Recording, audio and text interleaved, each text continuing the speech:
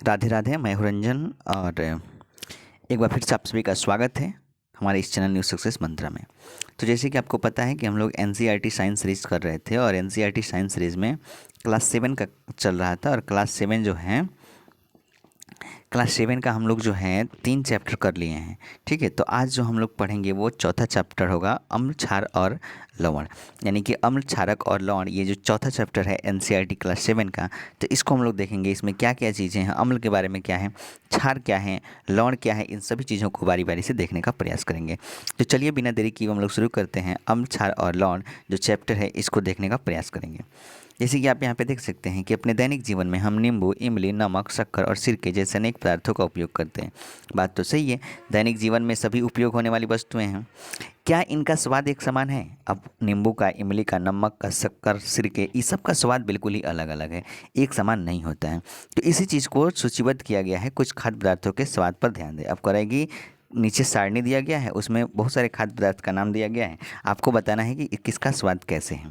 यदि आपने इनमें से किसी भी पदार्थ का स्वाद नहीं चखा है तो उसे चखिए और परिणामों को इतना में लिखिए। कराए कि जो सारणी यहाँ पे दिया गया है, जैसे कि आप देख सकते हैं, नींबू का रस, संतरे का रस, ऐसे बहुत सारा दिया गया है। इसका स्वाद नहीं चखे हैं तो चखिए और बताइए कि ये स्वाद में खट्टा है, मीठा है, कड़वा है, कैसे है, इस चीज़ को बताया है। आगे कुछ चेतावनी दिया है। चेतावनी में कह रहा है किसी भी वस्तु को तब तक मत चखिए जब तक ऐसा करने के लिए आपसे कहा ना जाए। देखिए, किसी भी वस्तु को आप जो है मत चखिए डायरेक्टली, कोई भी चीज़ को, ठीक है, जब तक आपसे कहा ना जाए। यानी कि कोई चीज़ अगर कोई खाता है, चखता है, उसका स्वाद लेता है, तभी आप खाइए। मतलब बाय द वे आप किसी भी चीज़ को नहीं चखिए, कहने का मतलब ये है। किसी वस्तु को तब तक स्पर्श न करें जब तक ऐसा करने के लिए आपसे कहा ना जाए। और कोई भी वस्तु है उसको स्पर्श न करें, टच न करें, मतलब वो हार्मफुल हो सकता है आपके लिए। तो किसी वस्तु को जब तक कोई बोले ना चखने के लिए तब तक नहीं चखिए। कोई स्पर्श करने के लिए ना बोले तब तक उसको स्पर्श नहीं करिए। अगर ऐसा करते हैं तो वो आपके लिए हार्मफुल हो सकता है। इसी बात को यहाँ पे चेतावनी में दिया गया है।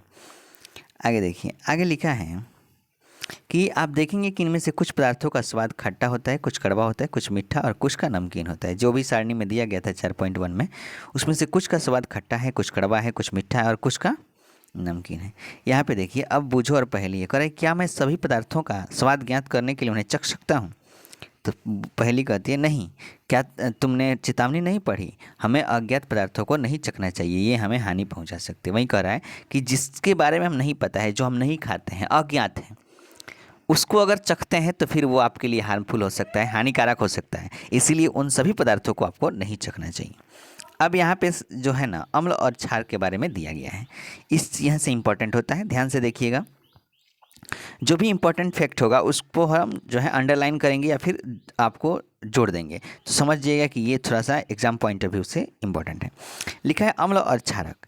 देखिए, दही, नींबू का रस, संतरे का रस, सिरके का स्वाद खट्टा होता है। जो भी है, दही है, नींबू का रस है, संतरे का रस है, सिरका है, इस सब का स्वाद जो होता है खट्टा होता है। और इन पदार्थों का स्वाद खट्टा इसलिए होता है क्योंकि इनमें अम्ल होते हैं। यानी कम कहने का मतलब सीधा है कि अम्ल जो होता है ये स्वाद में क्या होता है? स्वाद में खट्टा होता है। याद रखिएगा, अम्ल जो है स्वाद में खट्टा होता है। ठीक है, तो जो भी पदार्थ आपको खट्टा लगे समझिए कि उसमें अम्ल है। अम्ल को इंग्लिश में एसिड कहा जाता है। अम्ल को इंग्लिश में एसिड कहा जाता है। यहाँ पे देख सकते हैं, ऐसे पदार्थों की रासायनिक प्रकृति अम्लीय होती है और ऐसे पदार्थों की रासायनिक प्रवृत्ति जो होती है अम्लीय होती है। सवाल आपसे पूछेगा कि जिस पदार्थ का स्वाद खट्टा होता है उस पदार्थ की जो रासायनिक प्रकृति होती है वह कैसी होती है? तो जो स्वाद में खट्टा वो अम्लीय है, स्वाद में खट्टा तो अम्लीय। ठीक है, आगे देखिए, आगे लिखा है कि एसिड शब्द, यानी कि जो एसिड अम्ल होता है, ये एसिड शब्द की उत्पत्ति लैटिन शब्द एसियर से हुई है। एसियर से हुआ है, यानी एसिड शब्द की उत्पत्ति कहाँ से हुआ है? एसियर से हुआ है, जिसका अर्थ होता है खट्टा। जिसका अर्थ क्या होता है? खट्टा होता है। इन पदार्थों में पाए जाने वाले अम्ल प्राकृतिक अम्ल होते हैं। यानी कि जो भी इन पदार्थों में पाया जाता है अम्ल, वो सभी के सभी कैसे होते हैं? सभी के सभी प्राकृतिक अम्ल होते हैं। कैसे? प्राकृतिक अम्ल होते हैं। आगे देखिए, खाने का सोडा, जिसे हम लोग बेकिंग सोडा कहते हैं कैसा होता है? क्या इसका स्वाद भी खट्टा होता है? यदि नहीं तो इसका स्वाद कैसा होता है? कह रहा है कि खाने का सोडा जो बेकिंग सोडा होता है हम लोग खाने में यूज करते हैं, तो उसका स्वाद खट्टा होता है? अगर खट्टा नहीं होता है तो फिर इसका स्वाद कैसे होता है? क्योंकि इसका स्वाद खट्टा नहीं है, जिसका मतलब है इनमें कोई अम्ल नहीं। अब कोई भी वस्तु जिसका स्वाद खट्टा नहीं होगा, खट्टा होगा तो समझिए कि अम्ल है, ठीक है, वो उसकी रासायनिक प्रकृति अम्लीय है। लेकिन अगर कोई वस्तु खट्टा नहीं है तो समझिए कि उसमें जो है अम्ल नहीं है। इसका स्वाद कड़वा है, यानी कि जो बेकिंग सोडा होता है, खाने वाला सोडा, उसका स्वाद कड़वा होता है। जब खट्टा नहीं होता है, खट्टा नहीं होगा तो अम्लीय नहीं होगा, कड़वा होता है इसका स्वाद। यदि आप इसके विलयन को अपने अंगुलियों के बीच रगड़ेंगे तो यह साबुन जैसा चिकना लगता है। यानी कि अगर खाने का सोडा जो है उसका विलयन बना लीजिए, पानी में घोलिए, विलयन बनाइए और उसको अपने अंगुलियों के बीच ऐसे रगड़िए तो एकदम चिकना लगेगा, साबुन जैसा चिकना लगेगा। आगे बोला है कि सामान्यतः ऐसा पदार्थ जिनका स्वाद कड़वा होता है और जो स्पर्श करने पर साबुन जैसे लगते हैं क्षारक कहलाते हैं, और इन पदार्थों की जो प्रकृति होती है वो क्षारकीय कहलाती है। बात तो समझ में आ गया? क्या समझ में आया कि जिस पदार्थ का स्वाद अगर कड़वा होगा, समझ रहिए, स्वाद अगर कड़वा होगा तो ये क्या होगा? क्षार होगा, क्षारकीय होगा, मतलब क्षारक कहलाएगा। और प्रकृति, रासायनिक प्रकृति क्षारकीय कहलाता है। स्वाद कड़वा, क्षारक होगा, ठीक है, ये पूछेगा मतलब अंतर में। लेकिन वहीं अगर कोई वस्तु है जिसका स्वाद क्या है? खट्टा है, स्वाद खट्टा है, तो खट्टा है तो क्या होगा? अम्लीय होगा। स्वाद खट्टा होगा तो प्रकृति इसका कैसा होगा? अम्लीय होगा। लेकिन वहीं जिसका स्वाद कड़वा होता है वो कैसे होता है? क्षारकीय होता है। बात समझ में आ गया? चलिए आगे देखते हैं। यदि हम किसी पदार्थ को चख नहीं सकते हैं तो हमें उसकी प्रकृति कैसे ज्ञात होगी? मैंने कहने का मतलब है कि बहुत सारे सभी वस्तुओं को तो हम चख कर उसकी प्रकृति नहीं बता सकते हैं, लेकिन जो वस्तुएं जिसको चखने के बाद मतलब चख नहीं सकते हैं, उसकी प्रकृति कैसे ज्ञात करेंगे कि वह अम्लीय है, क्षारीय है, क्या है? तो कोई पदार्थ अम्लीय है अथवा क्षारकीय, इसका परीक्षण करने के लिए एक विशेष प्रकार के पदार्थों का उपयोग किया जाता है। ये पदार्थ सूचक कहलाते हैं। यानी कोई पदार्थ, याद रखिएगा, कोई पदार्थ अम्लीय है या क्षारकीय है, इसका पता लगाने के लिए कि अम्लीय है या क्षारकीय है, इसका पता लगाने के लिए एक विशेष प्रकार के पदार्थ का उपयोग किया जाता है। अम्लीय है या क्षारकीय, इसका पता लगाने के लिए एक विशेष प्रकार के पदार्थ का उपयोग किया जाता है जिसे सूचक कहते हैं। क्या कहते हैं? सूचक। याद रखिएगा, यानी कि अम्लीय और क्षारकीय का पता लगाने के लिए एक विशेष पदार्थ का उपयोग किया जाता है जिसे सूचक कहते हैं। बात समझ में आ गया? सूचक कहते हैं। सूचकों को जब अम्लीय अथवा क्षारकीय पदार्थों के विलयन में मिलाया जाता है तो उनका रंग बदल जाता है। यानी कि जो भी सूचक होते हैं, ठीक है, सूचक क्या है? तो अम्लीय है, कोई वस्तु अम्लीय है या क्षारीय है, इसका पता लगाने के लिए जिन पदार्थ का उपयोग करते हैं उसे सूचक कहते हैं। अब जो सूचक होता है उसको जब अम्लीय या क्षारकीय पदार्थ युक्त विलयन में मिलाया जाता है तो उनका रंग बदल जाता है। जो भी सूचक होते हैं उसको अम्लीय या फिर क्षारीय में जैसे ही डाला जाएगा, उसके विलयन में डाला जाएगा तो उसका रंग बदल जाएगा। तो जब रंग बदलेगा तो पता चल जाएगा कि वो तो अम्लीय है, ठीक है, या क्षारीय है। हल्दी, लिटमस, गुड़हल की पंखुड़ियाँ आदि कुछ प्राकृतिक रूप से पाए जाने वाले सूचक वेरी इंपॉर्टेंट है, एकदम बहुत इंपॉर्टेंट है। इसको आप जरूर अंडरलाइन कर लेंगे। हल्दी है, गुड़हल है, लिटमस, ठीक है, ये देखिए यहाँ से हल्दी, लिटमस, गुड़हल की पंखुड़ियाँ आदि कुछ प्राकृतिक सूचक हैं। देखिए ये प्राकृतिक हैं, यानी कि हल्दी प्राकृतिक है, नेचुरल है, लिटमस भी है, जो गुड़हल की पंखुड़ियाँ होती हैं वो भी एक नेचुरल है। तो पूछेगा कि इसमें से कौन प्राकृतिक सूचक है, प्राकृतिक रूप से सूचक है? तो प्राकृतिक रूप से सूचक क्या है? हल्दी है, लिटमस है, गुड़हल की पंखुड़ियाँ हैं। ये तीन याद रखिएगा, ये प्राकृतिक सूचक होते हैं। सूचक क्या होते हैं? तो जो अम्लीय, क्षारीय की को बताता है, ठीक है, को बताता है तो उसे हम लोग क्या कहते हैं? सूचक कहते हैं, ठीक है। और प्राकृतिक सूचक कौन कौन से? हल्दी, लिटमस, गुड़हल, पंखुड़ियाँ आदि। अब देखिए यहाँ पे दिया है, क्या आप जानते हैं अम्ल का नाम और किस में पाया जाता है? तो ये भी बहुत इंपॉर्टेंट है, एग्जाम पॉइंट ऑफ व्यू से अक्सर पूछा जाता है कि बताइए सिरका में कौन सा अम्ल पाया जाता है? तो सिरका में एसिटिक अम्ल पाया जाता है। सिरका में कौन सा? एसिटिक अम्ल। एकदम वेरी इंपॉर्टेंट पॉइंट है, एकदम इंपॉर्टेंट पॉइंट है, वेरी इंपॉर्टेंट पॉइंट। सिरका में कौन सा? एसिटिक अम्ल। चिट्ठी के डंक में कौन सा? फर्मिक अम्ल। चिट्ठी के डंक में कौन सा? फर्मिक अम्ल, ठीक है। नींबू कुल के सिट्रस फल जैसे संतरा, नींबू, यानी कि जो भी खट्टा होता है जैसे संतरा, नींबू, इस नींबू कुल के ये फल हैं, इसमें सभी में क्या पाया जाता है? साइट्रिक अम्ल पाया जाता है। जाता है, साइट्रिक अम्ल। ठीक है, तो सिरका में एसिटिक अम्ल, चिट्टी के डंक में फर्मिक अम्ल, चिट्टी के डंक में फर्मिक अम्ल, और नींबू जो है, नींबू कुल के जितने भी पौधे हैं जैसे संतरा, नींबू, इस सब में साइट्रिक अम्ल पाया जाता है। कौन सा? साइट्रिक अम्ल। दही में पाया जाता है लैक्टिक अम्ल, दही में कौन सा? लैक्टिक अम्ल पाया जाता है।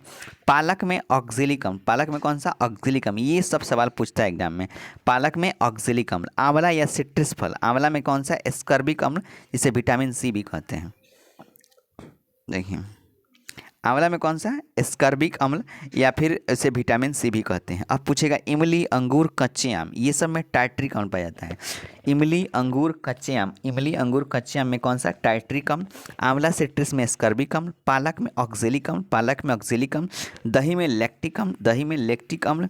ठीक है, नींबू कुल के जितने भी पौधे हैं उसमें साइट्रिक अम्ल, चिट्टी के डंक में फर्मिक अम्ल, और सिरका में एसिटिक अम्ल पाया जाता है। ये एग्जाम में पूछते हैं।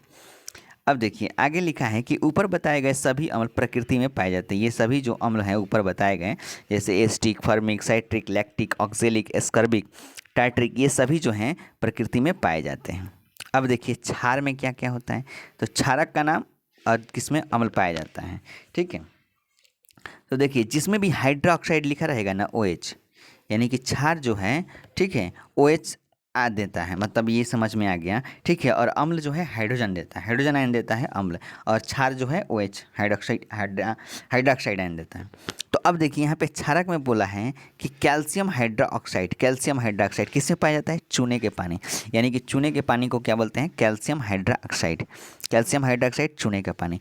अमोनिया हाइड्रोक्साइड खिड़की के कांच आदि साफ करने के लिए उपयुक्त मार्जक होता है, यानी कि खिड़की की कांच को इस सब को साफ करने के लिए अमोनियम हाइड्रोक्साइड का प्रयोग किया जाता है। खिड़की जो होता है उसका कांच को साफ करने के लिए किसका प्रयोग करते हैं? अमोनिया हाइड्रोक्साइड का प्रयोग करते हैं। ठीक है ना। आगे देखिए साबुन, साबुन में कौन सा पाया जाता है ये ध्यान रखना है। साबुन में आपको सोडियम हाइड्रोक्साइड या पोटेशियम हाइड्रोक्साइड, सोडियम या पोटेशियम के हाइड्रोक्साइड साबुन में पाए जाते हैं। सोडियम या पोटेशियम के हाइड्रोक्साइड कहाँ पाए जाते हैं? साबुन में। और खिड़की के कांच को साफ करने के लिए कौन सा? अमोनियम हाइड्रोक्साइड पाए जाते हैं। वैसे दूध या मैग्नीशियम, दूध या मैग्नीशियम यानी जिसे मिल्क ऑफ मैग्नीशिया कहते हैं, उसमें मैग्नीशियम हाइड्रोक्साइड, ठीक है, उसका क्षारक का नाम क्या है? Magnesium hydroxide. ठीक है, तो ये सब चीज़ें हैं आपको याद रखना है कि कैल्शियम हाइड्रोक्साइड चूने का पानी, खिड़की के कांच इत्यादि को साफ करने के लिए अमोनियम हाइड्रोक्साइड, साबुन में सोडियम हाइड्रोक्साइड या पोटेशियम हाइड्रोक्साइड, दूधिया मैग्नीशिया यानी मिल्क ऑफ मैग्नीशिया में कौन सा? मैग्नीशियम हाइड्रोक्साइड, ये सब पाए जाते हैं। ठीक है, चलिए आगे देखिए, सब इंपॉर्टेंट है, पूछ सकता है।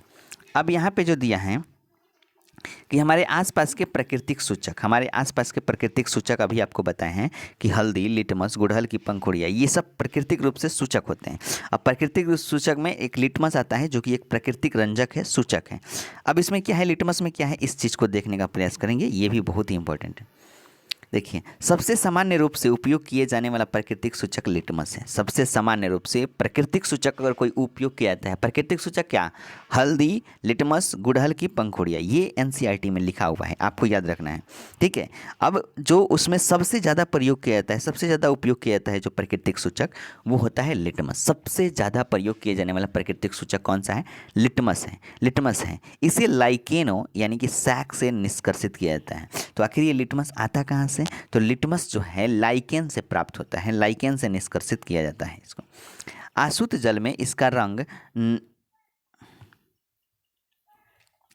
अशुद्ध जल में इसका रंग मौ यानी नील सोण होता है। शुद्ध जल में, शुद्ध जल में कह रहा है कि इसका रंग जो है नील सोण होता है। जब इसे अम्लीय विलयन में मिलाया जाता है तो यह लाल हो जाता है, तथा जब क्षारीय विलयन में मिलाया जाता है तो यह नीला हो जाता है। तो सीधा आप याद रखिए कि अम्ल जो है जब इसको लिटमस में मिलाया जाता है तो अम्ल जो है कैसा होता है? लाल हो जाता है। अम्ल कैसा होता है? लाल होता है। लेकिन वहीं अगर क्षार जो है लिटमस में मिलाया जाता है तो क्षार जो है नीला रंग हो जाता है। बात समझ में आ गया? नीला हो जाता है। ठीक, तो वहीं कह रहा है कि अम्ल जो है जब इसे अम्लीय विलयन में मिलाया जाता है, किसको? लाइकेन यानी कि प्राकृतिक सूचक को लिटमस में, ठीक है, तो यह लाल हो जाता है, और जब क्षारीय विलयन में मिलाया जाता है तो यह नीला हो जाता है। सिंपल आप याद रखिएगा, अनिल से, अनिल से, अ माने अम्ल, ट्रिक है ये, अ माने अम्ल, ठीक है, न नीला, ल से लाल। ठीक है, तो कहने का मतलब है अम्ल जो है नीला से लाल होता है। पूछेगा सवाल कि अम्ल जो है नीला से लाल हो जाता है। अम्ल क्या होता है? नीला से लाल होता है, यानी कि अम्लीय विलयन जब मिलाया जाता है इसे, तो यह लाल हो जाता है, और क्षारीय विलयन में मिला जाता है तो क्या होता है, नीला हो जाता है। तो अम्ल नीला से लाल हो जाएगा, लेकिन अगर क्षार की बात करेंगे तो क्षार जो है वो लाल से नीला होता है, लाल से क्या होता है, नीला, और अम्ल जो है नीला से क्या होता है, लाल होता है। चलिए बात समझ में आ गया। आगे देखिए, यह विलयन के रूप में अथवा कागज की पट्टियों के रूप में उपलब्ध होता है, जिसे लिटमस पत्र कहते हैं। ये विलयन के रूप में होता है, या फिर कागज की पट्टी के रूप में भी उपलब्ध होता है, जिसे हम लोग लिटमस कहते हैं। सामान्यतः यह लाल और नीले लिटमस पत्र के रूप में उपलब्ध होता है। ये इंपॉर्टेंट फैक्ट है, ठीक है। यानी कि जो भी लाइकेन होते हैं, ये लाइकेन जो होते हैं लाल और नीले लिटमस पत्र के रूप में क्या होता है, उपलब्ध होता है। कौन सा, लाइकेन। लाइकेन जो है लाल और नीले लिटमस पत्र के रूप में उपलब्ध होता है। अब यहाँ पे आप देख सकते हैं, ये देखिए, ये आपका जो है, ये आप देख रहे हैं, ये लाइकेन है, ठीक है। और दूसरा यहाँ पे देखिए, ये लाल लिटमस पत्र है और ये नीला लिटमस पत्र है। लाल और नीला लिटमस पत्र है, और ये आपका क्या है, लाइकेन है। चलिए अब यहाँ पे दिया है इसका क्रियाकलाप। करें कि प्लास्टिक किसी प्याले, कटोरी या प्रणाली में नींबू का रस लेकर उसमें थोड़ा पानी मिलाइए। प्लास्टिक का किसी प्याला ले लीजिए, कटोरी लीजिए, उसमें नींबू रस डालिए और पानी मिला दीजिए। ड्रॉपर की सहायता से उपयुक्त विलयन की एक बूंद को लाल लिटमस पत्र पर डालिए। अब लाल लिटमस पत्र ऐसा होगा, ठीक है। अब यहाँ पे रखा हुआ है लाल लिटमस पत्र, ये है, ठीक है। इस पर डालने की बात किया जा रहा है। लिटमस परीक्षण करते हुए बच्चे यहाँ पे इसका परीक्षण कर रहे हैं। कह रहा है कि क्या इसके रंग में कोई परिवर्तन हो रहा है। कह रहा है कि नींबू का रस पानी मिला लीजिए और लाल लिटमस पत्र जो कागज़ है उस पर क्या करिए, उसको डालिए। क्या इसके रंग में परिवर्तन होता है। इस परीक्षण को नीले लिटमस पत्र के साथ दोहराइए। लाल के साथ कर लिए, अब इसका नीले रंग के साथ भी क्या करिए, दोहराइए। नोट कीजिए क्या रंग में कोई परिवर्तन हो रहा है। नीले पर भी डालिए और देखिए कि क्या इसके रंग में परिवर्तन हो रहा है। इस क्रियाकलाप को निम्नलिखित पदार्थों के साथ दोहराइए। अब कह रहा है कि लाल लिटमस देख लिए, नीला पे भी डालकर देख लिए, इसके रंग में कोई परिवर्तन हो रहा है, ठीक है। ऐसे पूछा है, उसको नोट कर लीजिएगा। परिवर्तन हो रहा है तो नोट कर लीजिए कैसे हो रहा है। फिर आगे कह रहा है कि आगे अब दूसरे पदार्थों के साथ भी कहना दोहराइए। एक होता है नलके का पानी के साथ, डिटर्जेंट जो है घोल, उसका घोल, वातित पेय पदार्थ, ठीक है, साबुन का विलयन, शैम्पू, सामान्य नमक का विलयन, शक्कर का विलयन, सिरका, बेकिंग पाउडर का विलयन, दूधिया मैग्नीशियम, धवन सोडा का विलयन, चूने का पानी, यदि संभव हो तो विलीन अशुद्ध जल में बनाएं। अशुद्ध जल कहने का मतलब है शुद्ध जल में इस सभी का विलयन बनाएं और इस पर टेस्ट करें क्या उसके रंग में परिवर्तन हो रहा है, ठीक है। ऐसा कह रहा है। देखिए, चूने का पानी बनाने के लिए किसी बोतल में चूने की कुछ मात्रा पानी में घोल लीजिए। विलयन का भली भांति हिलाकर कुछ देर रखा रहने दीजिए। अब बोतल के ऊपरी भाग से कुछ द्रव का किसी बर्तन में निथार लीजिए। यह द्रव ही चूने का पानी है। चूना होता है उसको पानी में डाल दीजिए। निथार कहने का मतलब जब से पानी डालिएगा वो एकदम खोलने लगता है, ठीक है। उसके बाद क्या करिए कि किसी में निथारने का मतलब होता है छान लीजिएगा, छान कर जो है उसका पानी निकाल लीजिएगा द्रव के रूप में, वही बोला है। अब यहाँ पे देखिए, जो भी आप परीक्षण कर रहे हैं, परीक्षण विलयन लिख दीजिए। उसके बाद लाल लिटमस पत्र पर उसका प्रभाव डालिए कि उसका रंग कैसा हो रहा है। फिर नीले लिटमस पत्र पर प्रभाव डालिए, उसका रंग कैसा हो रहा है। और जो भी उससे निष्कर्ष निकल रहे हैं उस चीज़ को यहाँ पे क्या करना है, लिखना है। तो सब पे देखिए उसके रंग में क्या परिवर्तन हो रहा है, क्या कौन सी एक्टिविटी वहाँ पे बन रही है। इस सभी चीज़ों को आपको क्या करना है, सारणी बनाना है, चार्ट बनाना है और लिखना है, ठीक है। तो नीला लिटमस पत्र पर डाल के देखना है, लाल पर भी देखना है। उसके बाद ये सभी चीज़ जो दिया है, नलके का पानी, अपमार्जक, इस सब पे भी टेस्ट करना है कि क्या उसमें कोई परिवर्तन हो रहा है, ठीक है कि नहीं। अब देखिए आगे लिखा है कि क्या आपकी सूची में ऐसे विलयन है जिनका लिटमस पत्र पर कोई प्रभाव नहीं होता है। इन पदार्थों का नाम लिखिए। कह रहा है कि ऐसा भी है जिस पर कोई पदार्थ उसका प्रभाव नहीं पड़ता है, लिटमस पर कोई प्रभाव नहीं पड़ता है। अगर ऐसा है तो आप उसको लिखिए। अब कह रहा है कि ऐसे विलयन जो लाल अथवा नीले पत्र के रंग को परिवर्तित नहीं करते उदासीन विलयन कहलाते हैं। बात सही है। कह रहा है कि अगर परिवर्तन हो गया तो ठीक है, लेकिन ऐसा विलयन जो न तो लाल हुआ न तो नीले लिटमस पत्र पर रंग का परिवर्तन हुआ, कोई रंग में चेंजिंग नहीं हुआ, यानी कि लाल अथवा नीले लिटमस पत्र पर जब हम उसको डाल रहे हैं, अम्लीय विलयन, क्षारीय विलयन, ठीक है, बाकी जो दिया है सबको, तो अगर उसमें कोई परिवर्तन, उसके रंग में कोई परिवर्तन नहीं हो रहा है तो समझिए कि वो जो विलयन है वो उदासीन विलयन होता है, उदासीन विलयन होता है। और जो भी उदासीन विलयन होता है वो तो न तो अम्लीय होता है नहीं क्षारीय होता है। उदासीन विलयन न तो अम्लीय होता है नहीं क्षारीय होता है। उदासीन विलयन का कैसे पता लगाएंगे कि लाल लिटमस पत्र और नीले लिटमस पत्र के रंग में अगर कोई परिवर्तन नहीं होता है, लाल लिटमस पत्र, नीले लिटमस पत्र के रंग में अगर कोई परिवर्तन नहीं होता है तो उदासीन विलयन कहते हैं, तो उसे उदासीन विलयन कहते हैं। और जो उदासीन विलयन होता है वो न तो अम्लीय होता है नहीं क्षारीय होता है। इस बात को ध्यान रखना है। ये भी बहुत इंपॉर्टेंट फैक्ट है, आप इसको देख लेंगे एग्जाम पॉइंट ऑफ व्यू से। यहाँ से यहाँ तक ये जो लाइन लिखा है, वेरी वेरी इंपॉर्टेंट है। ठीक है, चलिए आगे बढ़ते हैं। अब तो हमने लिटमस के बारे में पढ़ लिए, तो हल्दी भी तो एक प्राकृतिक सूचक है। अब इसके बारे में पढ़ते हैं। करें कि 1 चम्मच हल्दी पाउडर लीजिए, इसमें थोड़ा जल मिलाकर इसका पेस्ट बनाइए। जल डालिए, और पेस्ट नहीं बनाते हैं इसे, बना लीजिए। स्याही सोखता ब्लॉटिंग पेपर या फिल्टर पद पर हल्दी का पेस्ट लगाइए, लगाकर हल्दी पत्र बनाइए। यानी कि कोई पेपर ले लीजिए और उस पर जो हल्दी जो बनाए हैं उसको ऐसे लगा दीजिए। ठीक है, और उसे सुखा लीजिए, इसको सूखने दीजिए। हल्दी पत्र को पतली पतली पत्तियां काट दीजिए। अब जो बनाए हैं उसको एकदम पतला पतला पतला पतला काट दीजिए। हल्दी पत्र की पट्टी पर 1 बूंद साबुन का विलयन डाल दीजिए। अब जो हल्दी पट्टी बनाए हैं उस पर 1 बूंद साबुन का क्या करिए, साबुन जो घोला हुआ है उसको विलयन को यहाँ पे डाल लीजिए। अब आप क्या देखेंगे, तो आप देखेंगे कि विलयनों का परीक्षण कर लेंगे, और अपने परीक्षण की सारणी इतना पे नोट कीजिए। अन्य पदार्थों के विलयन से भी परीक्षण कर सकते हैं। अब जो आपको रिजल्टेंट मिल रहा है, जो रिजल्ट मिल रहा है उसको आपको क्या करना है, नोट करना है, जो कि आगे है 4.3 में। तो ये रहा 4.3। अब इसमें वही करा है कि हल्दी के विलयन पर प्रभाव, टिप्पणी। नींबू का रस, देखिए क्या उस पर प्रभाव पड़ रहा है। संतरे के रस पर क्या प्रभाव पड़ रहा है, सिरका पर क्या प्रभाव पड़ रहा है। ऐसे सबको आपको टेस्ट करके और फिर आपको उसको क्या करना है, लिख देना है।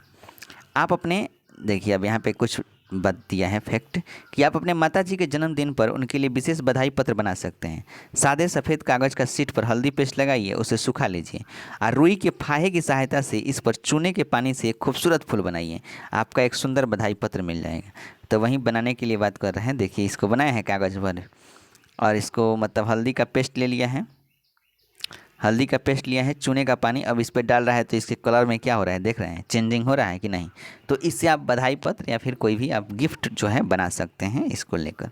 वही बात बताए हैं, बाकी कुछ नहीं। कह रहा है कि अब मैं समझ गया कि मेरी सफ़ेद कमीज पर पड़ा हल्दी का दाग साबुन से धोने पर लाल क्यों हो जाता है। यानी कि वही कह रहा है कि अगर हल्दी है और साबुन से उसको धो लीजिएगा तो क्या होगा, उसको लाल कर देगा। ऐसा इसलिए होता है क्योंकि साबुन का विलयन क्षारीय होता है। तो वहीं कह रहा है कि हल्दी तो प्राकृतिक सूचक है और साबुन क्या है, साबुन जो है वो क्षारीय होता है। साबुन का जो विलयन होता है वो क्षारीय होता है। तो अभी आपको बताएं कि जो क्षारीय होता है वो क्या होता है,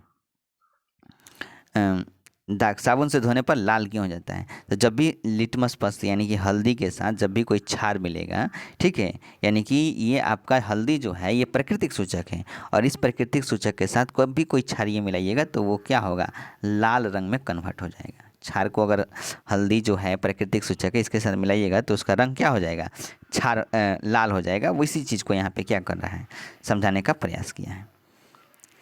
अब देखिए, अब जो है हल्दी हो गया। अब सूचक के रूप में गुड़हल के पुष्प यानी कि गुड़हल का जो फूल होता है उसके बारे में बताएं। गुड़हल के पुष्प की कुछ पंखुड़ियाँ एकत्रित कीजिए, उसमें किसी बीकर में रख दीजिए, इसमें थोड़ा गर्म जल मिलाइए, मिश्रण को कुछ समय तक रखिए जब तक जल रंगीन ना हो जाए।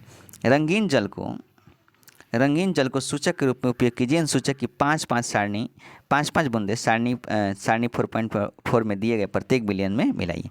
तो वहीं कह रहा है कि आप गुड़हल का पुष्प ले लीजिए, ठीक है, उसको बीकर में रखकर थोड़ा गर्म करके जल मिला दीजिए। अब मिलाने के बाद उसके बाद ये परीक्षण विलयन है आपका, शैम्पू डालिए, देखिए क्या होता है। पहला स्टार्टिंग में रंग कैसा होता है, अंतिम रंग कैसा होता है। नींबू का रस डालिए, अंतिम और प्रारंभिक कैसा होता है। ये सबको आपको क्या करना है, टेस्ट करना है, उसको देखना है। यहाँ पे लिखा है कि सूचक का अम्लीय, क्षारीय और उदासीन विलयन पर क्या प्रभाव पड़ता है।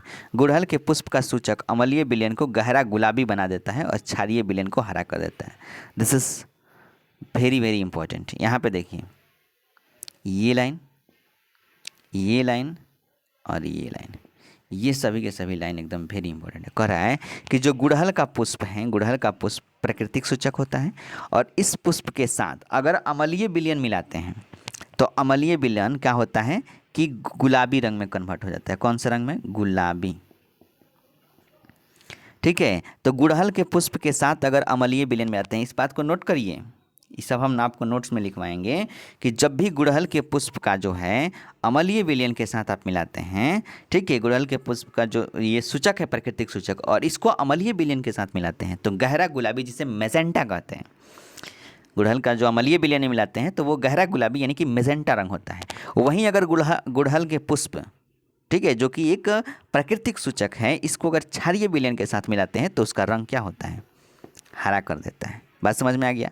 क्या होता है, हरा कर देता है। अभी हमने पढ़ा कि हल्दी जो है, हल्दी के साथ अगर कोई भी क्षारीय विलयन मिलाते हैं तो लाल होता है। याद रखिए, हल्दी के साथ, हल्दी एक प्राकृतिक सूचक है, उसके साथ कोई भी क्षारीय विलयन मिलाइएगा तो वो क्या होगा, लाल हो जाएगा। ठीक है, उसी तरह से गुड़हल के पुष्प हैं, अगर गुड़हल के पुष्प के साथ कोई भी अम्लीय विलयन मिलाइए तो वो गहरा गुलाबी यानी मेजेंटा हो जाएगा, और क्षारीय विलयन मिलाइएगा तो क्या हो जाएगा, हरा रंग का हो जाएगा। बात समझ में आ रहा है? यही पूछेगा एग्जाम में, एकदम यही पूछेगा। ठीक है, आपको ध्यान रखना है। आगे है कि जब मैं शुष्क लिटमस पत्र खाने के लिए सोडे के ठोस कण रखता हूँ तो मुझे सही परिणाम नहीं मिलते, क्यों? खाने के सोडे का विलयन बनाकर परीक्षण करें। करेंगे जब मैं शुष्क लिटमस पत्र खाने के लिए सोडे के ठोस कण रखता हूँ, मतलब ठोस, विलयन नहीं बनाता है ऐसे, तो मैं सही परिणाम नहीं पाता, उसका कोई रिजल्ट नहीं होता है। तो खाने का सोडा जो है ना, उसका विलयन बनाकर परीक्षण करना चाहिए। ठीक है, खाना चाहिए। चलिए आगे देखिए, अब यहाँ पे आपको बताया है कुछ चीज़ें। ये अम्ल है, ये सूचक है, और ये क्षार है। ठीक है, और ये आपका गुड़हल का पुष्प है, तो वही है, देख लीजिए, गुड़हल का ये पुष्प है और इसके साथ मिलाया है गुड़हल का पुष्प, और उससे तैयार किया गया सूचक, तैयार किया गया सूचक। पहले सूचक तो ये था, अब उसके बाद जैसे ही मिलाया तो ये थोड़ा सा मेजेंटा रंग हो गया, क्षारीय मिलाया तो देखिए हरा रंग का हो गया, ये मेजेंटा हो गया। ठीक है, ऐसे बोला है। आप इन प्राकृतिक सूचकों को बनाकर उनमें से अम्लीय, क्षारीय, उदासीन विलयन में से रंग परिवर्तन देखने का प्रयास करते हैं। मतलब ये प्राकृतिक सूचक, जैसे गुड़हल का पुष्प ले लीजिए, उसमें अम्लीय विलयन मिलाइए, अम्लीय विलयन डालिए, अम्लीय विलयन डालिएगा तो वो मेजेंटा रंग हो जाएगा। ठीक है, क्षारीय विलयन मिलाइएगा तो हरा रंग का हो जाएगा। ऐसे आप चेक कर सकते हैं, मतलब क्रियाकलाप में आपको दिया गया है। आगे है कि पहेली आपके लिए निम्नलिखित समस्या लेकर आई है। कह रहा है कि कॉफ़ी का रंग है भूरा और स्वाद है कड़वा, अम्ल है या है क्षार, प्रश्न बड़ा है या दुश्वार, स्वाद के कारण से अनजान, बिना परीक्षण होना ज्ञान। कह रहा है कॉफ़ी का रंग भूरा होता है और स्वाद में कड़वा होता है। अब ये अम्ल है या क्षार है, ये तो बड़ा प्रश्न जो है बड़ी दुश्वार है।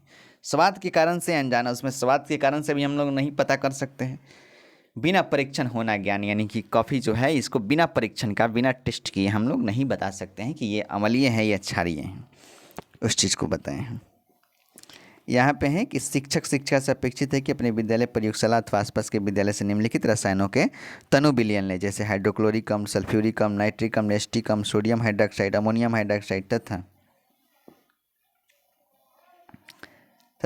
कैल्शियम हाइड्रोक्साइड, जिसे चूने का पानी कहते हैं। इनमें से प्रत्येक विलयन पर 3 सूचकों के प्रभाव को प्रदर्शित कीजिए, अपने परीक्षणों को इतना में लिखिए। मैंने शिक्षक कह रहा है कि इन सब का विलयन लीजिए, ठीक है, और सभी को जो है बताइए कि हाइड्रोक्लोरिक जैसे अम्ल है तो लिटमस पत्र पर इसका क्या प्रभाव पड़ता है, लिटमस पत्र के साथ हल्दी के पत्र पर इसका क्या प्रभाव पड़ता है, कैसे रंग चेंज होता है, गुड़हल के पुष्प के साथ इसका कैसे प्रभाव पड़ता है, इस चीज़ को यहाँ पे टेस्ट करना है। ऐसे कुछ बताया है सभी चीज़ को लेकर। ठीक है, तो ये समझ में आ गया, क्रियाकलाप है। चेतावनी दिया है कि जब भी आप प्रयोगशाला प्रयोग कर रहे हैं तो अम्लों और क्षारकों के रख रखाव तथा उपयोग में अत्यधिक सावधानी बरतना चाहिए। जो भी अम्ल आप ला रहे हैं, हाइड्रोक्लोरिक अम्ल, सल्फ्यूरिक अम्ल, तो इसमें सावधानी बरतना चाहिए, अच्छे तरीके से उसको रखना चाहिए, क्योंकि ये संक्षारक प्रकृति के होते हैं जो त्वचा में जलन उत्पन्न करते हैं और उससे हानि पहुँचाते हैं। अगर शरीर पर गिर गया, जैसे मान लीजिए कि सल्फ्यूरिक अम्ल लाए हैं, शरीर पे गिर गया, तो वो आपको हार्मफुल कर सकता है, हार्म पहुंचा सकता है, आपके लिए क्षति पहुंचा सकता है, जलन ला सकता है त्वचा में। तो इससे एकदम अच्छे तरीके से सावधानीपूर्वक उसका उपयोग करना चाहिए, हमें ऐसा बताएं।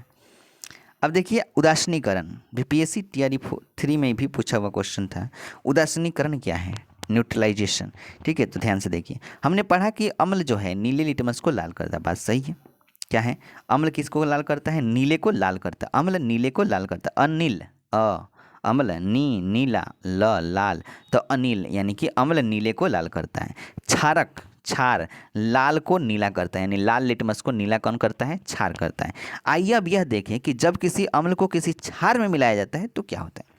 यही तो बात सही है भाई, कि हम अम्ल में जो है, अम्ल जो है वो नीले को लाल करता है और क्षार जो है लाल को नीला करता है। तो अगर हम क्या करेंगे, अम्ल में और क्षार में दोनों को मिलाएंगे, यानी कि अम्ल को जो है क्षार के साथ मिलाएंगे तो क्या होगा, तब कौन सा कंडीशंस बनेगा। ठीक है, अम्ल और क्षार को मिलाने पर तो लिखा है कि हम उस सूचक का उपयोग करने जा रहे हैं जिसका आपने कभी तक उपयोग नहीं किया है। इसे फिनोल्फिथिलीन कहते हैं। क्या कहते हैं, फिनोल्फिथिलीन, फिनोल्फिथिलीन कहते हैं। ठीक है ना, तो जब भी अम्ल को क्षार से मिलाया जाता है तो उसका क्या रिजल्टेंट होता है, उसका क्या परिणाम होता है, इस चीज़ को यहाँ पे देखने का प्रयास किया गया है। चलिए, तो अब देखिए यहाँ पे लिखा है कि यह क्रियाकलाप शिक्षक द्वारा कक्षा में निर्देशित किया जाना चाहिए। ठीक है, किसी प्रश्नावली के 1/4 भाग को तनु हाइड्रोक्लोरिक अम्ल से भर लीजिए। करें कि प्रश्नावली है उसका 1/4 HCl से भर लीजिए। इसका रंग नोट कीजिए। फिनोल्फिथिलीन विलयन के रंग को भी नोट कीजिए। फिनोल्फिथिलीन जो है उसका विलयन का रंग कैसा है उसको भी नोट कर लीजिए। और हाइड्रोक्लोरिक अम्ल जो है उसका भी रंग नोट कर लीजिए। सूचक के 2-3 बूंद अम्ल में मिलाइए। अब जो भी सूचक है उसके 2-3 बूंद क्या करिए, अम्ल में मिलाइए। देखिए जैसे कि यहाँ पे दिखाया गया है कि ये आपका अम्ल सूचक है। ठीक है, अम्ल सूचक है और यहाँ पे ये क्षार डाल रहा है इसमें। ठीक है, और उदासीनीकरण का प्रक्रम क्या है इस चीज़ को दिखाया गया है। तो प्रश्नावली को धीरे धीरे हिलाइए। क्या आपको अम्ल के रंग में कोई परिवर्तन दिखाई देता है? अम्लीय विलयन में ड्रॉपर से सोडियम हाइड्रोक्साइड की बूंद डालिए। अब ड्रॉपर जो होता है ना, जैसे ये ड्रॉप जिसको हम लोग बोलते हैं ड्रॉप्स हैं, ड्रॉप्स देखे होंगे दवा का होता है, उससे एक बूंद डालिए। प्रश्नावली को धीरे धीरे हिलाइए। क्या विलयन में कोई रंग परिवर्तन करे कि सोडियम हाइड्रोक्साइड जो आप रखे हैं उसमें एक बार अम्लीय विलयन डालिए और उसको हिलाइए, और उसमें के रंग में अगर कोई परिवर्तन होता है तो बताइए। तो कह रहा है कि विलयन को निरंतर हिलाते हुए बूंद बूंद करके सोडियम हाइड्रोक्साइड विलयन डालना तब तक जारी रखिए जब तक कि हल्का गुलाबी रंग ना आ जाए। यानी कि विलयन हिलाते रहिए, कहने का हिलाइएगा तब ना वो क्या होगा, मिलेगा विलयन में। ठीक है, तो अब बूंद बूंद आप क्या करिए, डालते रहिए, तब तक डालते रहिए जब तक कि उसका रंग कैसा ना हो जाए, जब तक कि उसका रंग गुलाबी गुलाबी ना हो जाए। अब इसमें तनु हाइड्रोक्लोरिक अम्ल की एक और बूंद मिलाइए। आप क्या देखते हैं, क्या विलयन पुनः रंगीन हो जाता है? फिर से सोडियम हाइड्रोक्साइड की एक बूंद क्या करिए उसमें मिलाइए। क्या रंग में कोई परिवर्तन होता है या विलयन पुनः गुलाबी हो जाता है? अब देखिए इसी चीज़ को यहाँ पे बताएं कि यह स्पष्ट है कि जब विलयन क्षारीय होता है तो फिलिप्थिलीन गुलाबी रंग देता है। एकदम वेरी इंपॉर्टेंट है।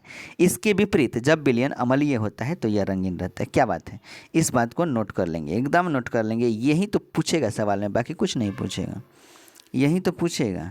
ठीक है, यही पूछेगा कि जब भी विलयन क्षारीय होगा, जब भी विलयन क्षारीय होगा तो फिनोल्फिथिलीन जो है गुलाबी रंग देगा। याद रखिए, जब भी विलयन क्षारीय होगा, जब भी विलयन क्षारीय होगा तो फिनोल्फिथिलीन जो है गुलाबी रंग देता है। इसके विपरीत जब विलयन अम्लीय होता है तो यह रंगहीन होता है। यानी कि अम्लीय होगा तो कोई रंग नहीं देगा। याद रखिएगा, फिनोल्फिथिलीन के साथ अगर अम्लीय मिलाते हैं तो ये रंगहीन होता है, कोई रंग नहीं देता है। लेकिन अगर फिनोल्फिथिलीन के साथ गुलाबी रंग मिलाते हैं तो वह विलयन क्षारीय होता है। हाँ, फिनोल्फिथिलीन के साथ अगर क्षारीय विलयन मिलाते हैं तो गुलाबी रंग देता है। तो ये चीज़ एकदम वेरी वेरी इंपॉर्टेंट है। अगर नोट्स बना रहे हैं तो आप इसको जरूर अपने नोटबुक में नोट कर लिए, जो इंपॉर्टेंट पॉइंट हम बता रहे हैं। वेरी वेरी इंपॉर्टेंट है कि जब विलयन क्षारीय होता है तो फिनोल्फिथिलीन गुलाबी रंग देता है। इसके विपरीत जब विलयन अम्लीय होता है तो यह रंगहीन होता है। इस चीज़ को नोट कर लेना है। आगे देखिए, जब किसी अम्लीय विलयन में क्षारीय विलयन मिलाया जाता है तो दोनों विलयन एक दूसरे के प्रभाव को उदासीन कर देता है। कह रहा है कि जब किसी अम्लीय विलयन में क्षारीय विलयन मिलाया जाता है तो दोनों विलयन एक दूसरे के प्रभाव को उदासीन कर देता है। जब किसी अम्ल और क्षारक के विलयन को उचित मात्रा में मिलाया जाता है तो विलयन की प्रकृति न तो अम्लीय रहती है न ही क्षारीय रहती है। कह रहा है कि जब अम्लीय और क्षारीय दोनों विलयन को एक साथ मिलाया जाता है तो दोनों एक दूसरे को उदासीन कर देता है।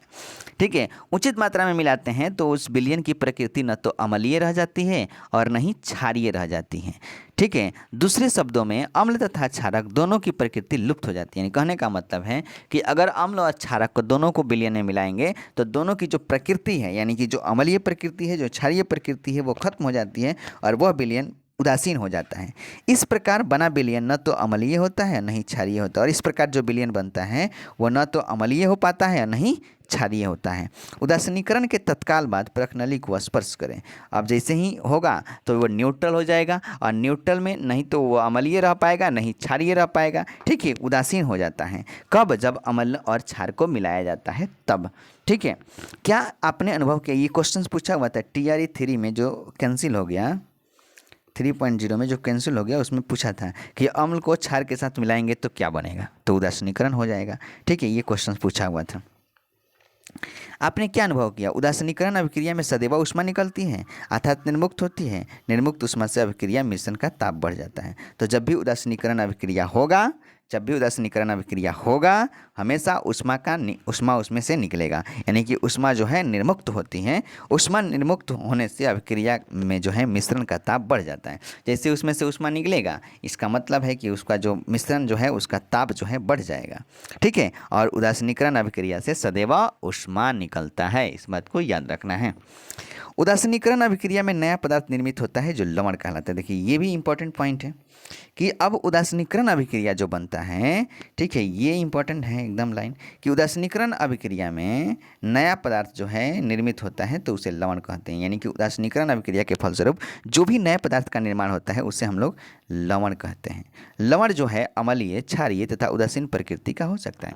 अब कोई पूछेगा कि लवण जो है किस प्रकृति का होता है, तो लवण जो है अम्लीय भी हो सकता है, लवण जो है क्षारीय भी हो सकता है, और लवण जो है उदासीन भी हो सकता है। तीनों प्रकार का हो सकता है। और लवण का निर्माण कैसे होता है? अम्ल और क्षार के मिलने से, यानी कि उदासीनीकरण अभिक्रिया, अम्ल और क्षार जो है मिलेगा तो उस अभिक्रिया को, उस रिएक्शन को हम लोग उदासीनीकरण अभिक्रिया कहते हैं। और उदासीनीकरण अभिक्रिया के फलस्वरूप जो नया पदार्थ का निर्माण होता है, उदासीनीकरण अभिक्रिया के फलस्वरूप जो नए पदार्थ का निर्माण होता है उसे लवण कहते हैं। और जो लवण होता है ये ना तो ये अम्लीय हो सकता है, क्षारीय हो सकता है, और उदासीन प्रकृति का भी हो सकता है, कोई भी हो सकता है। अतः उदासीनीकरण को निम्न रूप से परिभाषित किया जा सकता है। इसलिए उदासीनीकरण जो अभिक्रिया है उसको निम्न प्रकार से परिभाषित किया जा सकता है। देखिए बोला है कि किसी अम्ल और किसी क्षारक के बीच होने वाली अभिक्रिया उदासीनीकरण अभिक्रिया कहलाती है। किसी अम्ल और क्षारक के बीच होने वाली अभिक्रिया क्या कहलाती है? अम्ल और क्षारक, अम्ल प्लस क्षार ये दोनों मिलेगा तो क्या होगा? उदासीनीकरण अभिक्रिया होगा। और उदासीनीकरण इस प्रक्रिया में ऊष्मा के निर्मुक्त होने के साथ साथ लवण और जल निर्मित होता है। इसमें क्या होगा? ऊष्मा तो निकलेगा ही, उसके साथ साथ लवण भी बनेगा और जल का भी निर्माण होगा। यानी कि अम्ल और क्षार मिलेगा तो लवण का निर्माण करता है, ठीक है, लवण का निर्माण करता है, जल का भी निर्माण करता है, और उससे जो है ऊष्मा निर्मुक्त होता है, निकलता है, ठीक है। अब देखिए यहाँ पे जो है अम्ल वर्षा से आप परिचित हैं? क्या आपने कभी अम्ल वर्षा के क्षतिकारी प्रभावों के बारे में सुना है? जैसे कि नाम से पता चलता है कि जब वर्षा जल में अम्ल की मात्रा अत्यधिक होती है तो वह अम्ल वर्षा कहलाती है। वर्षा जल में अगर अम्ल की मात्रा अधिक हो गई तो उसे अम्लीय वर्षा कहते हैं, अम्ल वर्षा कहते हैं। वर्षा जल में ये अम्ल कहाँ से आते हैं? तो वर्षा जल जो है अम्लीय इसलिए हो जाता है क्योंकि कार्बन डाइऑक्साइड, सल्फर डाइऑक्साइड और नाइट्रोजन ऑक्साइड जैसे गैस हैं जो वायु में प्रदूषकों के रूप में निर्मुक्त होती हैं। यानी कि आपको पता है कि जो वायु है उसमें होता है कार्बन डाइऑक्साइड, सल्फर डाइऑक्साइड और नाइट्रोजन ऑक्साइड, ये सभी वायु में उपस्थित होते हैं जो कि प्रदूषक के रूप में होते हैं। वर्षा जल में घुलकर क्रमशः कार्बनिक अम्ल, सल्फ्यूरिक अम्ल और नाइट्रिक अम्ल बनते हैं। अब जो कार्बन डाइऑक्साइड है वो वर्षा जल में घुलेगा तो कार्बनिक अम्ल बनाएगा, जो सल्फर डाइऑक्साइड है वो वर्षा जल में घुलेगा तो सल्फ्यूरिक अम्ल बनाएगा, और जो नाइट्रोजन ऑक्साइड है वो वर्षा जल में घुलेगा तो क्या बनाएगा? नाइट्रिक अम्ल बनाएगा। और अम्ल जो है भवनों, ऐतिहासिक इमारतों और पौधों और जंतुओं को क्षति पहुंचाता है। कौन? अम्लीय वर्षा। यानी कि जो भी अम्लीय वर्षा होता है तो उससे हमारी भवनों को, हमारी जो घर है, खूबसूरत जो घर बनाते हैं, अम्लीय वर्षा उसको नुकसान पहुंचाता है। जो बड़े बड़े ऐतिहासिक इमारतें हैं, हिस्टोरिकल जो इमारतें हैं, उसको भी हानि पहुंचाता है, पौधों को भी हानि पहुंचाता है और जंतुओं को भी क्षति पहुंचाता है। कौन? अम्लीय वर्षा। अम्लीय वर्षा किससे बनता है? Sulphur dioxide, carbon dioxide, nitrogen oxide, ये सभी से बनता है। कार्बन डाइऑक्साइड जल में घुलता है तो कार्बनिक अम्ल देता है, सल्फर डाइऑक्साइड घुलकर सल्फ्यूरिक अम्ल देता है, और नाइट्रोजन ऑक्साइड ये घुलता है तो नाइट्रिक अम्ल बनाता है, ठीक है। इससे अम्लीय वर्षा होता है। और अम्लीय वर्षा हमारे भवन, ऐतिहासिक इमारत, पौधे, जंतु, ये सब को क्षति पहुंचाता है। ओवरऑल बात समझ में आ गया होगा। देखिए यहाँ पे अम्ल जो है किसके साथ मिला? क्षार के साथ। तो क्या बनाया? लवण और जल बनाए। ये जो आपका रिएक्शन है वेरी इंपॉर्टेंट है। और यहाँ पे क्या हो रहा है? यहाँ पे ऊष्मा निर्मुक्त होती है। निम्नलिखित क्रिया इसका उदाहरण है। अब एग्जाम्पल भी दिया है, जैसे HCl, ये HCl हाइड्रोक्लोरिक अम्ल। देखिए इसमें हाइड्रोजन है तो ये पक्का अम्ल है। जिसमें हाइड्रोजन अम्ल, जिसमें हाइड्रोजन अम्ल, जिसमें हाइड्रोजन अम्ल, बात समझ में आ गया। सोडियम हाइड्रोक्साइड, अब देखिए इसमें OH है तो जो OH होगा उसमें क्षार होगा, तो HCl यानी कि हाइड्रोक्लोरिक अम्ल, सोडियम हाइड्रोक्साइड यानी कि NaOH, तो हाइड्रोक्लोरिक अम्ल तो अम्ल हो गया, सोडियम हाइड्रोक्साइड NaOH ये क्षार हो गया, तो अम्ल हो गया, क्षार हो गया। ये जब मिलता है तो बनाता है NaCl। NaCl जो बनाता है सोडियम क्लोराइड, ये क्या होता है? लवण होता है। NaCl क्या है? लवण है। NaCl क्या है? तो लवण है, प्लस जल का निर्माण हुआ, प्लस ऊष्मा निर्मुक्त हो रहा है। तो जब भी याद रखिएगा कि अम्ल प्लस क्षार लवण बनाएगा, प्लस जल बनाएगा, ठीक है, उसके बाद उससे ऊष्मा भी निर्मुक्त होती है। ये आपका उदासीनीकरण अभिक्रिया जो है उसी का ये इक्वेशन है। ये आप समझिए, उदासीनीकरण इक्वेशन का जो समीकरण है वो है कि अम्ल प्लस क्षार बनाएगा लवण प्लस जल। जैसे कि हाइड्रोक्लोरिक अम्ल HCl सोडियम हाइड्रोक्साइड के साथ मिलेगा तो सोडियम क्लोराइड जो कि लवण बनाएगा प्लस जल H2O बनाएगा प्लस ऊष्मा निर्मुक्त होगा, ठीक है। बूझों ने चूने के पानी में तनु सल्फ्यूरिक अम्ल मिलाया तो अभिक्रिया मिश्रण गर्म हो जाएगा या ठंडा हो जाएगा, दिया है। अब देखिए दैनिक जीवन में उदासीनीकरण अभिक्रिया के बस थोड़ा सा ही है, इसको फटाफट हम लोग पढ़ लेते हैं। दैनिक जीवन में उदासीनीकरण अभिक्रिया के उदाहरण क्या क्या है। उदाहरण देखिए, अपाचन सबसे पहले उदासीनीकरण अभिक्रिया में हमारा आता है अपाचन। कहाँ कहाँ से उसका उदाहरण है तो 1 नंबर में अपाचन आता है। हमारे आमाशय में हाइड्रोक्लोरिक अम्ल पाया जाता है, बात सही है, आप अध्याय 2 में पढ़ चुके हैं, बिल्कुल। यह भोजन के पाचन में हमारी सहायता करता है, भोजन के पाचन में हाइड्रोक्लोरिक अम्ल सहायता करता है, ये बात हमने पढ़ा है। लेकिन आमाशय में अम्ल की आवश्यकता से अधिक मात्रा होने के अपाचन हो जाता है, यानी कि जो हमारा आमाशय है अगर उसमें अम्ल की मात्रा आवश्यकता से अधिक हो जाती है तो उससे अपाचन हो जाता है। नहीं बोलते हैं कि एसिडिटी बढ़ गया, एसिडिटी बढ़ गया, इसका मतलब क्या हो गया, अपाचन हो गया। कभी कभी अपाचन काफ़ी कष्टदायक होता है, जैसे एसिडिटी हो जाता है, ठीक है, तो ये कष्टदायक होता है, दर्द होने शुरू हो जाता है। अपाचन से मुक्ति पाने के लिए हम दूध या मैग्नीशियम जैसे कि प्रति अम्ल, यानी कि जो प्रति अम्ल है, ठीक है, उसका प्रयोग करते हैं। कौन सा प्रति अम्ल का, तो मैग्नीशियम, दूधिया मैग्नीशियम, यानी जिसे हम लोग मैग्नीशियम हाइड्रोक्साइड भी कहते हैं, जिसमें मैग्नीशियम हाइड्रोक्साइड होता है और यह अत्यधिक अम्ल के प्रभाव को उदासीन करता है। जैसे ही एसिडिटी बढ़ गया तो उसके लिए जो हमें जो प्रति अम्ल का यूज करते हैं वो होता है दूधिया मैग्नीशिया, जिसे मिल्क ऑफ मैग्नीशिया कहते हैं, ठीक है। जैसे एसिडिटी बढ़ा तो हम क्या करते हैं, जो उसके लिए प्रति अम्ल होता है, ठीक है, उसके विरुद्ध में तो दूधिया मैग्नीशियम का प्रयोग करना चाहिए, ठीक है। और जिसमें मैग्नीशियम हाइड्रोक्साइड होता है वो क्या करेगा, जैसे ही हमारा तो जो पाचन है आमाशय है उसमें अम्ल की अधिक हो गया, मतलब अम्ल जो है काफ़ी मात्रा में हो गया। जब अम्ल में काफ़ी अधिक मात्रा में हो गया तो एसिडिटी बढ़ गया, है ना।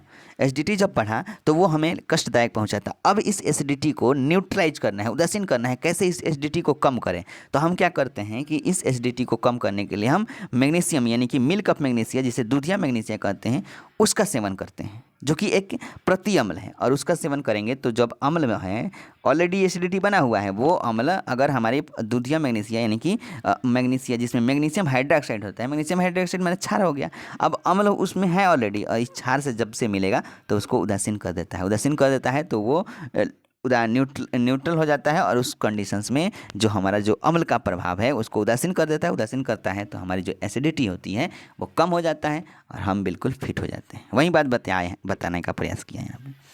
दूसरा है कि चिट्टी का डंक, जब चिट्टी काटती है तो त्वचा में अम्लीय द्रव डाल देती है, यानी कि जैसे चिट्टी काटती है, फर्मिकम, चिट्टी काटते ही फर्मिकम होता है ना चिट्टी के डंक में। अब फर्मिकम हो गया तो जहाँ पे काटा ये त्वचा है, यहाँ पे चिट्टी मान लीजिए काट लिया तो यहाँ पे अम्लीय द्रव डाल देती है, यानी कि जो फर्मिक अम्ल है यहाँ पे बढ़ जाएगा तो एकदम आपको जो है जलन सा महसूस होने लगेगा। और डंक के प्रभाव को नमी युक्त खाने का,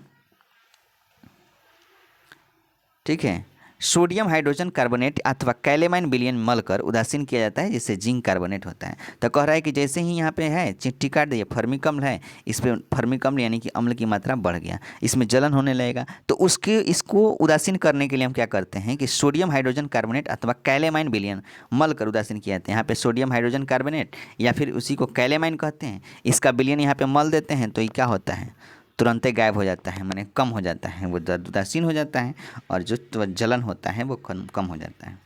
तो इस तरीके से है। आगे देखिए, मृदा उपचार में भी इसका प्रयोग करते हैं। रासायनिक उर्वरकों का अत्यधिक उपयोग मिट्टी को अम्लीय बना देता है। यदि मिट्टी अत्यधिक अम्लीय अथवा अत्यधिक क्षारीय हो तो पादप पौधों की वृद्धि अच्छी नहीं होगी। हम लोग क्या करते हैं कि खेत में एकदम रासायनिक उर्वरक मार के खूब अनाज उपजाते हैं। बाद में क्या होता है कि जो मिट्टी होता है वो अम्लीय हो जाता है या फिर क्षारीय हो जाता है। अब तो भाई अम्लीय हो गया, क्षारीय हो गया, तो फिर पौधे की वृद्धि उसमें बढ़िया से नहीं होगा, यानी कि क्षारीय हो गया, समझिए बंजर हो गया, तो अब उसमें हो पाएगा, नहीं हो पाता है। तो जब मिट्टी जो है अत्यधिक अम्लीय होता है तो उसे बिना बुझा हुआ चूना, यानी कैल्शियम ऑक्साइड अथवा बुझा हुआ चूना कैल्शियम हाइड्रोक्साइड जैसे क्षारकों से उपचारित किया जाता है। मिट्टी में जैसे अम्ल की मात्रा बढ़ा, मिट्टी अम्लीय हो गई, तो उसमें या तो कैल्शियम ऑक्साइड जिसे बुझा बिना बुझा हुआ चूना कहते हैं, या फिर कैल्शियम हाइड्रोक्साइड, ठीक है, इसे हम लोग बुझा हुआ चूना कहते हैं। इन दोनों का प्रयोग करना चाहिए। मिट्टी अम्लीय है, ये कैल्शियम ऑक्साइड क्षारीय, कैल्शियम हाइड्रोक्साइड क्षारीय, दोनों को कोई मिला दीजिएगा, ठीक है, तो उससे मिट्टी उपचारित हो जाएगी, क्षारक से उपचारित हो जाएगी और ये न्यूट्रल हो जाएगा, उदासीन हो जाएगा। उसके बाद उस पर बढ़िया से आप पौधे उगा सकते हैं, खेती कर सकते हैं। आगे देखिए, अब कह रहा है कि यदि मिट्टी क्षारकीय हो गया, मान लीजिए कि उसमें क्षार ज़्यादा हो गया, क्षार की मात्रा ज़्यादा हो गया, मिट्टी क्षारकीय हो गया, तो उसमें जैव पदार्थ मिलाए जाते हैं। जैसे जैव पदार्थ कंपोस्ट खाद मिट्टी में अम्ल निर्मुक्त करते हैं। तो जब भी मिट्टी क्षारीय हो जाता है, बंजर हो जाता है, देखते होंगे गाँव में लोग क्या करते हैं, उस पर जो खादर होता है, ठीक है, कंपोस्ट जो बनाए होते हैं उस पर डालते हैं। जैसे उस पर डालते हैं तो वहाँ से अम्ल निर्मुक्त होता है, उस खादर कंपोस्ट में जो है अम्ल होता है, निर्मुक्त होता है, और मिट्टी की जो क्षारकीय प्रकृति है उसको उदासीन कर देता है, उसको खत्म कर देता है, और मिट्टी अच्छे से उस पर उपजाऊ बन जाता है और उस पर खेती होने लगता है। समझ में आ गया ना? इस तरीके से होता है। वैसे है कारखानों का अपशिष्ट। अनेक कारखानों से अपशिष्ट में अम्लीय पदार्थ मिश्रित होते हैं। जो भी कारखाना है उससे जो भी अपशिष्ट निकल रहे हैं, जो कचरे निकल रहे हैं, उसमें अम्लीय पदार्थ होता है। यदि अपशिष्ट पदार्थों को सीधे ही जलाशय और नदियों में बहने दिया जाता है तो मछली और अन्य जलीय जीव अम्ल नष्ट कर सकते हैं। यानी कि उस कारखाने से, जो भी कारखाने हैं उसमें जो कचरे होते हैं उससे अम्लीय पदार्थ मिश्रित होता है, उसमें अम्लीय पदार्थ मिश्रित होता है। और ऐसे अपशिष्ट पदार्थ को आप ही समझो, ऐसे अपशिष्ट पदार्थ को अगर हम नदी, नाला, पानी, मतलब जो नाला में या फिर नदी में अगर हम प्रवाहित करते हैं तो उसके अंदर जो जीव है, ठीक है, मछली है या फिर कोई अन्य जलीय जीव है, तो वो अम्ल जो है, उस जो कचरे से निकलने वाला जो अम्ल है उस जलीय जीव को हानि पहुंचाएगा। अतः कारखाने के अपशिष्ट को जलाशय व नदियों में विसर्जित करने से पहले क्षारकीय पदार्थ मिलाकर उदासीन किया जाता है। इसीलिए जो भी अपशिष्ट पदार्थ निकलते हैं जिसमें अम्ल होता है, वो नदी में जाए उसके पहले ही उसको हम लोग क्षारकीय बनाते हैं, ठीक है, ताकि जो है नदी में जो जलीय जीव है, जो मछली है, उसको किसी प्रकार से नष्ट न कर सके। ये है, तो इतना है अम्ल के बारे में हम लोग पढ़े थे। अब इसके जो प्रमुख शब्द है यहाँ पे दिया हुआ है। आपने क्या सीखा, जो बात हमने लिखा है उसके कुछ इंपॉर्टेंट फैक्ट्स यहाँ पे आपको दे रखा है, यहाँ से यहाँ तक, ठीक है। अब बाद बाकी यहाँ पे क्वेश्चन आंसर है। तो चलिए इस चैप्टर को हम लोग किया ख़त्म, ठीक है। फिर मिलते हैं हम लोग नेक्स्ट वीडियो में। तब तक के लिए अपना ख्याल रखिए, पढ़ते रहिए, मुस्कुराते रहिए। साथ ही इस बात का ध्यान रखिए कि अब हम लोग क्या करेंगे कि हर चैप्टर का क्वेश्चन करेंगे, जो कि बिल्कुल NCERT बेस्ड होगा, और क्वेश्चंस हम लोग करेंगे और बिल्कुल बेहतर तरीके से चैप्टर कवर हो जाएगा, ठीक है। तो इस वीडियो में इतना ही, फिर मिलते हैं नेक्स्ट वीडियो में। तब तक ख्याल रखिए अपना, पढ़ते रहिए, मुस्कुराते रहिए, हंसते रहिए। जय हिंद, जय भारत, थैंक यू।